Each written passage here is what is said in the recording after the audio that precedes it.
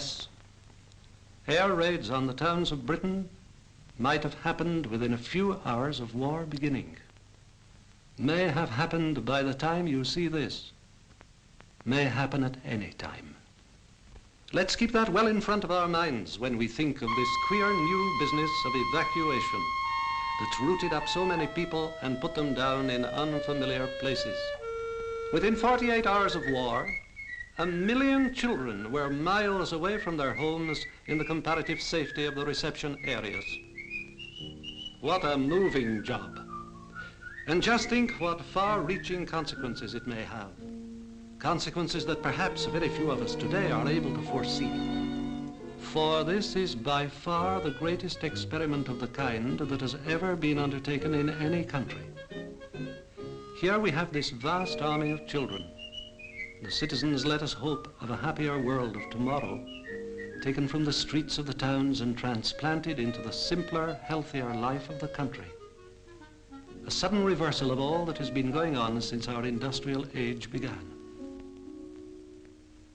1 million children moved and not one casualty. But getting them away was one thing. Sorting them out and fixing them up in their new billets, well, as you can guess, that was even harder. First, they were all taken to one place in each town or village to be sorted out. There they were, children of all shapes and sizes from all sorts of homes, going to people they'd never seen in their lives before.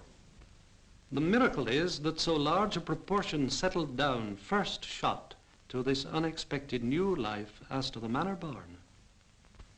But as you can imagine, there were no end of other cases where the children and the new foster parents didn't shake down at all well together. Misfits. Yes, there were misfits and plenty. Difficulties, troubles, simply hopeless cases. Some of the country folks said an air raid itself couldn't have been much worse. And of course it only needed one or two unruly ones to get a whole village full of bad name. Well, you know the old saying about idle hands and mischief. Of course they got into mischief now and again. Didn't you when you were young? But after all, it wasn't too easy for the youngsters either. Suddenly rooted up and planked down among strangers. Of course they got up to mischief. What child wouldn't? And there were plenty of apples on the trees.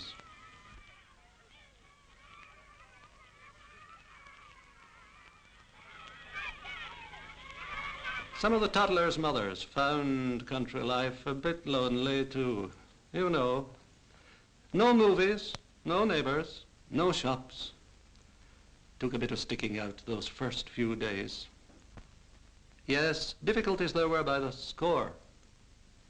But all concerned have a good cause to remember this wartime evacuation with pride.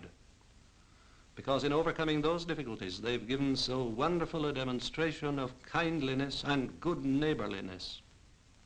First problem to be tackled was the really bad cases of unsuitable billeting.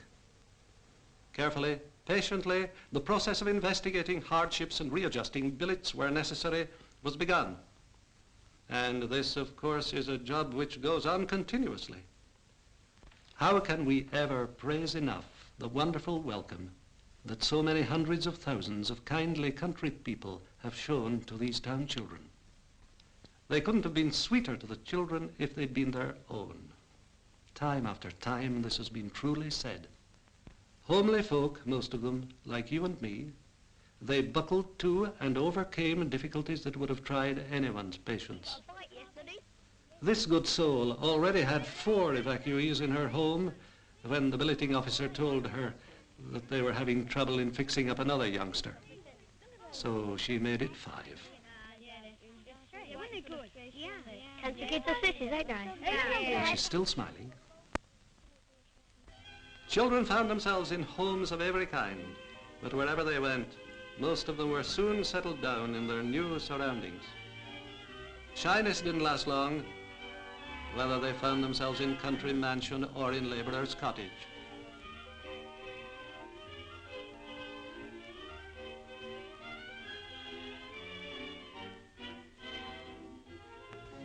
women's voluntary services, organized through the Women's Institutes, the Girl Guides, and other national organizations, over 120,000 helpers.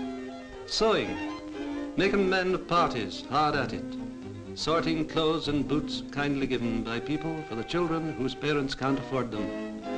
And badly they were needed by some who'd been brought from the slum districts of the towns. Country lanes call for different clothes to city streets, especially with the winter coming on. And the people in the reception areas did everything possible so that their young visitors should be warmly clad. What hard work it all meant. Committees were busy everywhere, solving new difficulties every day. One of the problems were the visiting relatives. One woman with 4 evacuees had 17 of their relations turn up one weekend. Now, in many places, helpers have taken over village halls where parents and children can have a cup of tea and be together. The biggest problem of all, of course, were the mothers who went with the little ones under 5. It's asking something to put 2 women in the same kitchen and expect harmony to come out of it. So helpers in some places organized washing days for mothers in communal centers and provided someone to look after the baby while the clothes were being scrubbed. Toys, too, have been begged and borrowed from neighbors to help to keep the children entertained. In some places, evening dances and games are got up for the older children. Of course, the children love it, and it's a great help to the foster parents, especially in the smaller homes, to have them off their hands, even if it's only for one evening a week. Another splendid piece of voluntary work is being done in many places. Local volunteers, many of whom had given up their spare time to take special courses before war broke out, help cook and serve meals. In this village, they serve 170 lunches every day.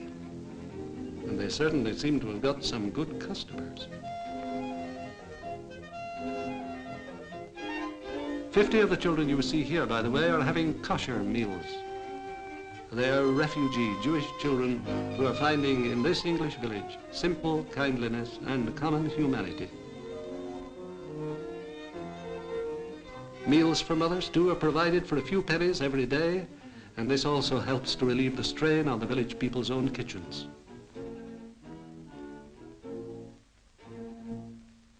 Bear in mind, too, that wherever children and mothers went, all regular health and dental needs and so on had to be met, too. Doctors, nurses, and trained voluntary helpers in these country districts had their work cut out to cope with the sudden rush.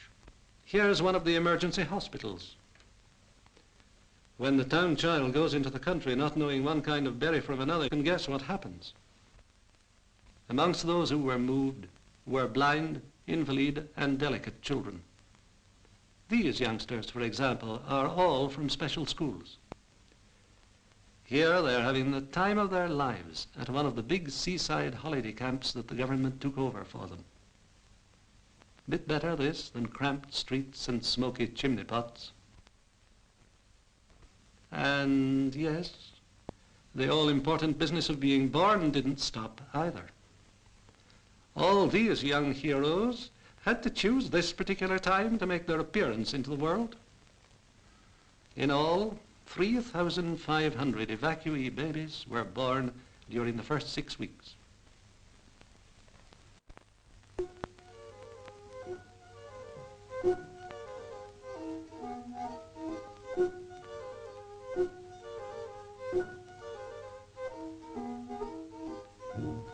Happiest of all, of course, were the toddlers.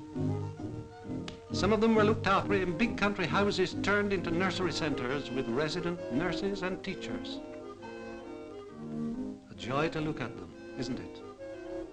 Surely it's the sanest, healthiest sight left in the world, a group of children at play.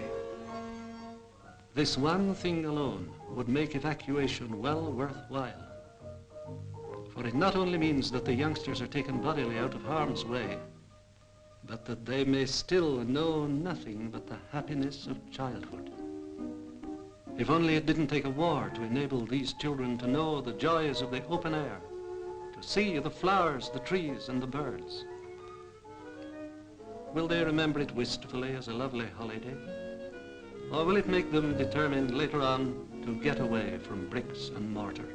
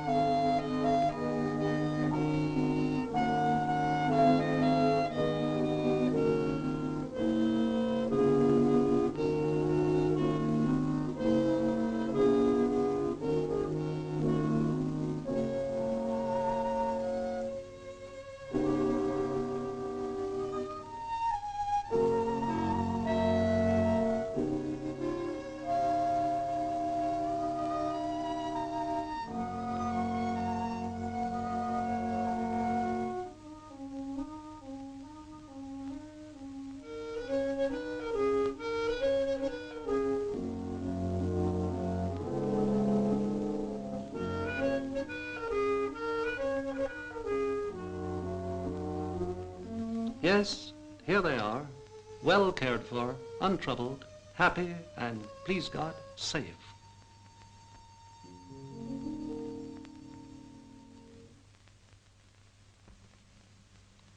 Very soon, the children's schooling began again.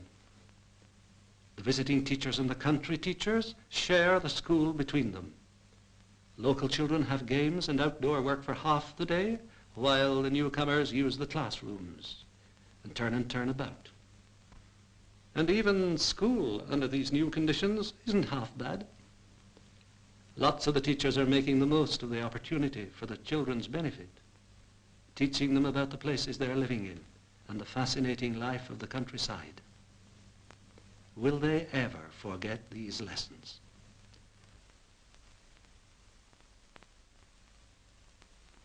Where have you been all the day, Billy boy, Billy boy? Where have you been all the day, my Billy boy? I've been walking all the day with my lonely Nancy Gray. I've been empty, didn't me fancy of a darling Billy boy. If she fit to be your wife, Billy boy, Billy boy. Every week an hour is set aside for writing letters home, and what adventures they have to tell. Dear Mum and Dad, thank you so much for the postal order. This morning I went on a horse to Westwood Farm. The horse's name is Prince. Dear Mum, I'm sorry for not writing for a long time. Well, I have moved to the new place. The lady is very nice. I have got an eiderdown on my bed. There are 4 other children there. The boy is called John. He is older than me. There are 2 little girls. We have been playing on the haystack again. The people do not mind. They say, will you send us some Wellingtons, as it will be very wet. We go to school in the morning, and in the afternoon we play games. I like the afternoons best. Give my love to Dad.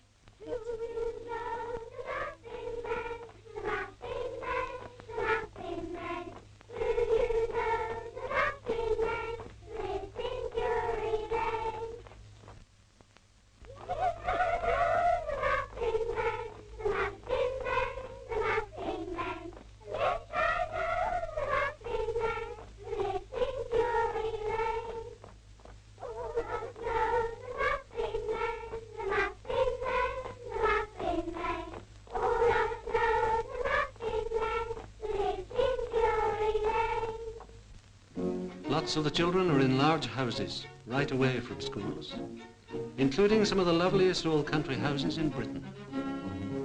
Their minds are developing in new surroundings. Here, one of the rooms of the house has become the classroom. It's hard work for the teachers in these new boarding schools. Many of them have to act as foster parents as well. But the best classroom of all, when the weather is fine, is outdoors. After all, real trees and animals and buildings are better than any the teacher can draw on the blackboard. So we can say with all our hearts, thank you to the thousands of teachers who have done so splendidly. We say it too to the wonderful army of voluntary helpers who've given so unstintedly of their time and effort.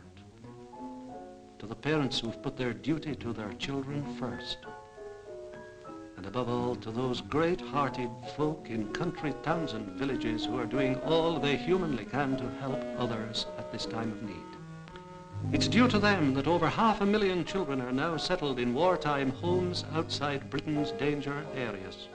Thus, the urgent problem of the present is being met. And what of the future?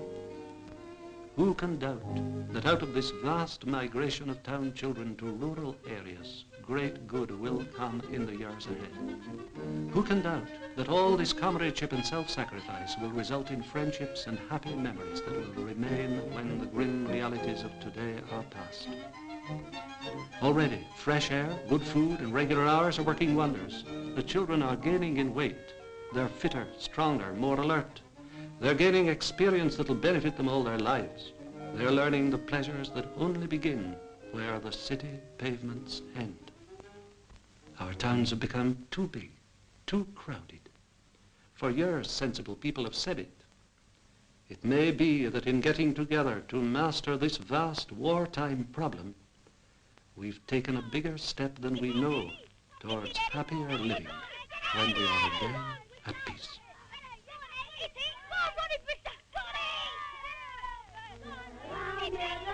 That we treasure, thy name ever dear to me.